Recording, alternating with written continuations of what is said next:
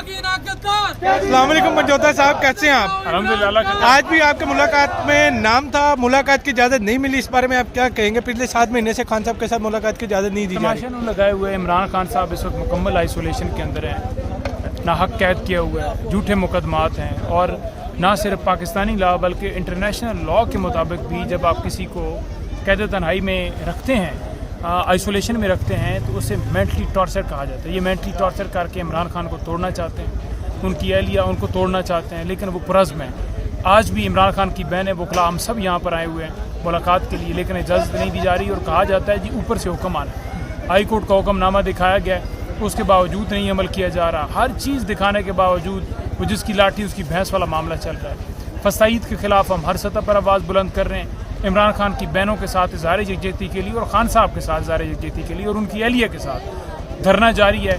Parliamentarian कारकुनान की तादाद वसी मौजूद है, अभी भी रास्ते के ऊपर लोग गामज़न हैं, और इंशाअल्लाह ताला धरना जारी रहेगा जब तक इमरान खान की बहनें कहेंगी। हम हर जबर के ख़िलाफ़ हैं। आज जो कश्मीर में हो रहा है, हम उस जुर्म के ख़िलाफ़ हैं कि हम नहते लोगों के ऊपर गोलियाँ चलाकर उनको शहीद करना, उनको मारना, और ये सिलसिला जिस दिन से स्टार्ट हुआ है उस दिन से हम आवाज़ बुलंद कर रहे हैं। कोई ये हल नहीं है। उनके 38 मुतालबात, उनमें से कितने मुतालबात आपने पूरे किए? 2 या 3 बकवासात करते हैं कि हमने 30 मुतालबात पूरे कर दिए, कोई उनके 30 मुतालबात नहीं पूरे किए।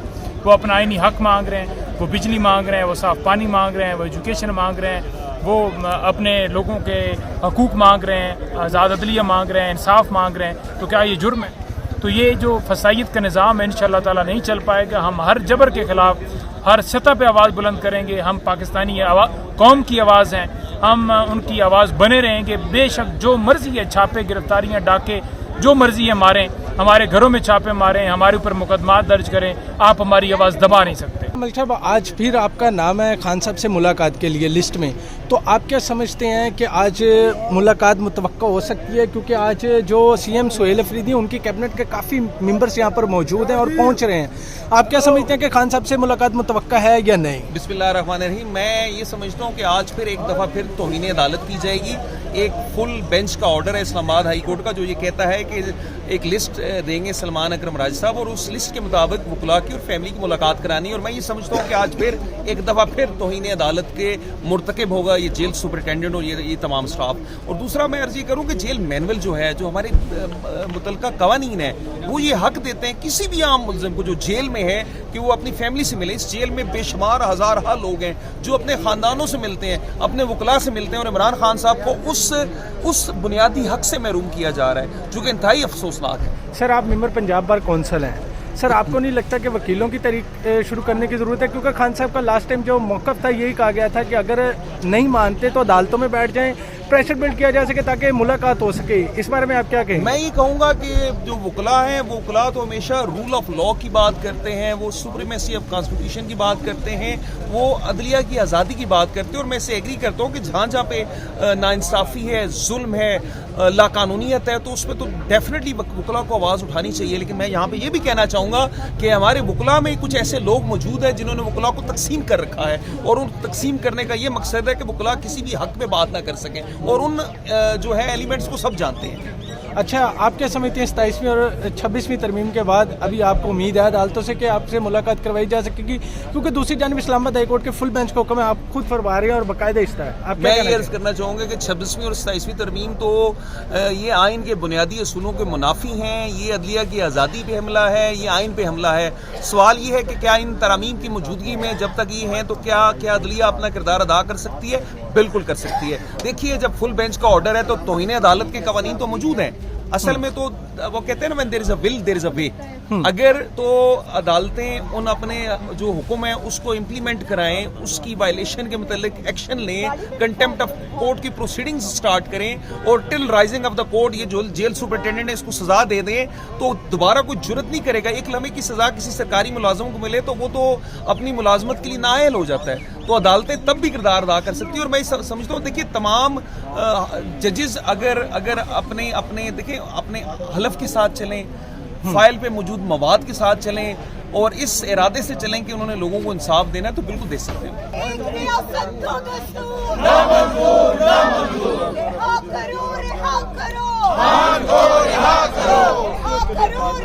करो